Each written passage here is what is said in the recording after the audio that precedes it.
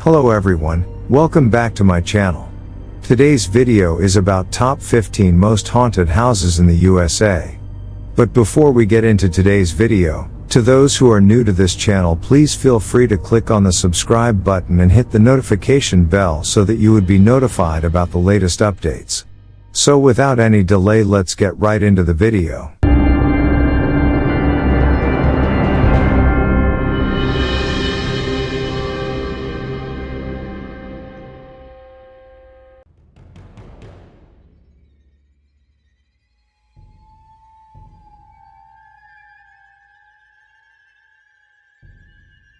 Beaufort's most recognizable Antebellum Mansion is also one of the South Carolina town's most haunted. Though construction began in the 1850s, the house was only partially finished when it was commandeered in 1861 as a Civil War military hospital. An outbuilding behind the house served as the hospital's morgue, and bodies are rumored to be interred on the home's extensive grounds. After the house finished construction following the war's end, supernatural sightings began. Among the spirits occupying the property is Gauche, a French dwarf jester that came to the area in the 16th century. In the past, he reportedly joined a young girl who lived in the home for tea parties, and wandered the grounds in full sight of gardeners and visitors. If you want to see it for yourself, the castle is privately owned but occasionally opens for tours and events.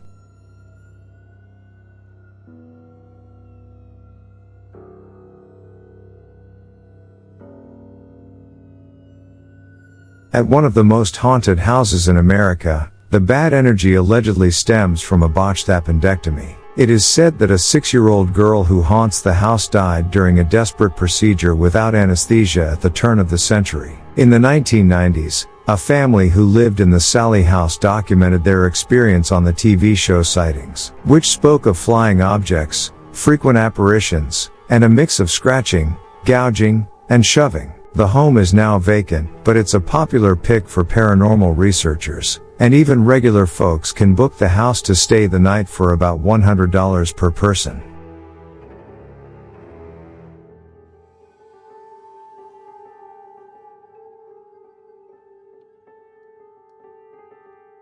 Built on Native American hunting grounds, this home's got a raft of ghosts, from passengers of a shipwrecked ferry to a boy who fell from a window. Docents have watched the ghost of an enslaved man walk across the room and tend a long boarded-up fireplace. Another paranormal presence is Grace Sherwood, accused of witchcraft in the 1700s and found guilty by ducking. Thankfully, after 7 years in prison she was released, and in 2006 she was officially exonerated.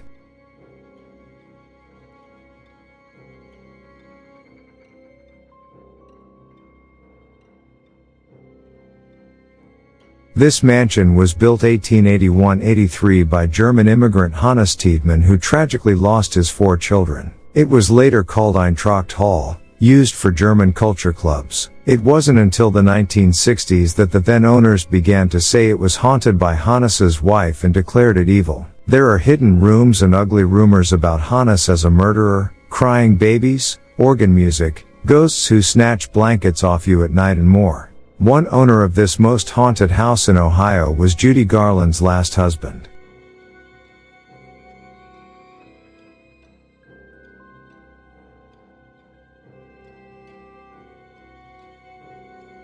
This house is the site of a grim murder where in 1974 a son killed his parents and 4 siblings by gun. The next tenants, the Lemp family, stayed 28 days before fleeing. These events, including the chilling utterance of the words "Get Out," which were immortalized in the book and movie franchise, The Amityville Horror. The home with its distinctive quarter-moon windows in the attic has long been said to be haunted, including by a pig with red glowing eyes who would stare into the windows. The home sold to a private owner in 2017 for $605,000.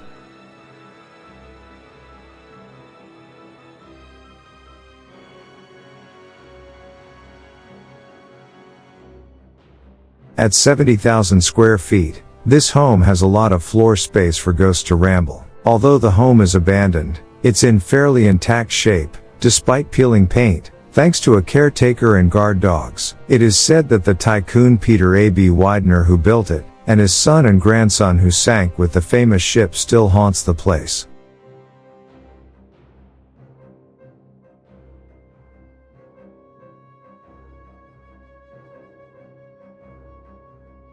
Bolt Castle on its own heart-shaped island in St. Lawrence Seaway's 1,000 Islands. Underway as a summer home for a millionaire's wife, the castle's construction was not yet complete in 1904 when she died of heart failure. The heartbroken Mr. Bolt walked away and the castle was abandoned until its 1977 rescue. Strange lights are said to come on in the castle, and some have even seen Mrs. Bolt haunting the home that death robbed from her.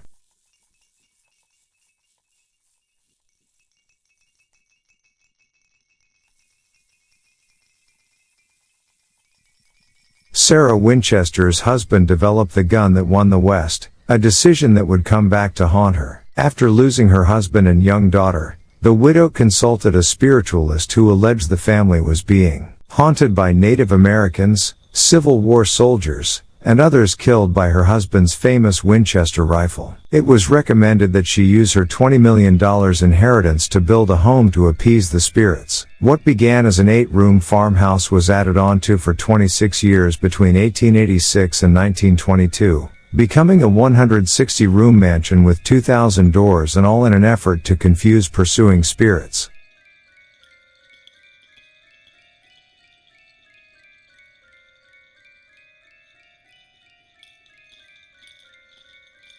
The Lemp Family, purveyors of Lemp Brewing Company, a stalwart in St. Louis before Prohibition hit. 4 members of the family killed themselves between 1904 and 1949, 3 of them inside the 33-room Victorian mansion where they allegedly still reside and haunt guests. It has since been turned into a restaurant and in where you can explore the Gothic arched underground tunnels and even partake in a ghost tour.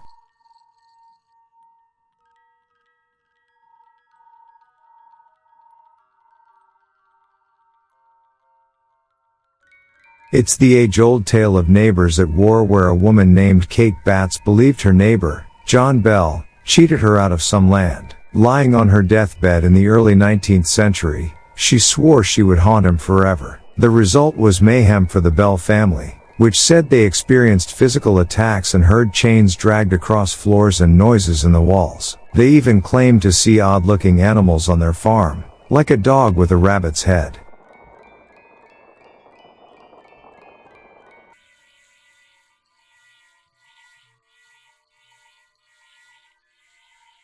The House of Death, a famous brownstone off Fifth Avenue, is reportedly terrorized by a whopping 22 ghosts. In any case, the most famous ghoul among them is none other than Mark Twain, who lived here 1900 to 1901. While the most heartbreaking is the ghost of a 6-year-old girl who was beaten to death in 1987 by her father, criminal prosecutor Joel Steinberg. In addition to sightings of Twain and the young girl, residents claim to have seen visions of a lady in white and a gray cat.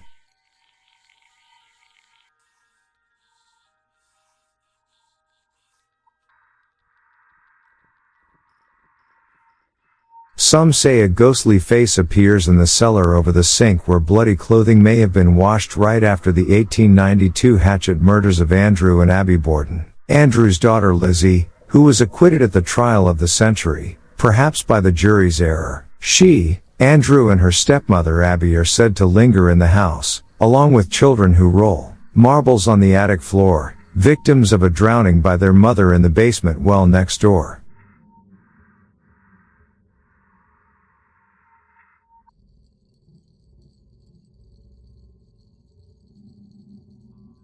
In the series, Kathy Bates plays Madame Delphine LaLaurie, a real-life socialite and serial killer who orchestrated a torture chamber for enslaved people at the Royal Street Mansion in the early 1830s. LaLaurie's victims are said to haunt the property to this day, as from the street pedestrians have heard shouts, moans, and weeping, while some even claim to have seen ghostly faces in the upstairs windows. Even still, the house's ghastly history hasn't stopped wealthy buyers. Before losing the home to foreclosure in 2009, actor Nicolas Cage owned it, and today a wealthy oil tycoon is said to hold the deed.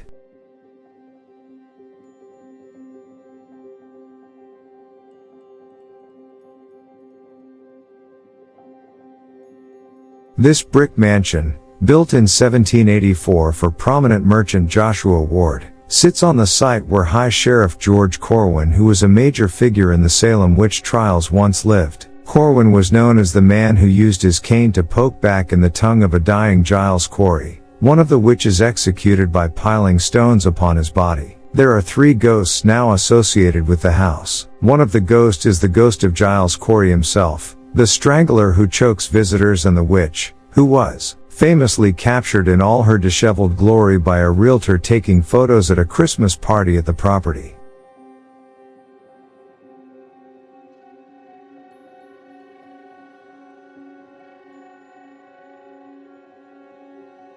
On June 10, 1912, Josiah and Sarah Moore, their 4 children and 2 visiting children, were murdered by axe in their beds inside this Iowa home. The crime remains unsolved. The home has been stripped of plumbing and electricity to give a more realistic experience to visitors who pay $428 to book the house overnight. In 2014, a paranormal investigator wound up stabbing himself, but not fatally, by morning. He still won't talk about what happened. Okay guys, that is all for today's video. Hope you all enjoyed the video. Please don't forget to subscribe to my channel and click the notification bell to receive the latest update from my channel. See you soon in another interesting video. Bye.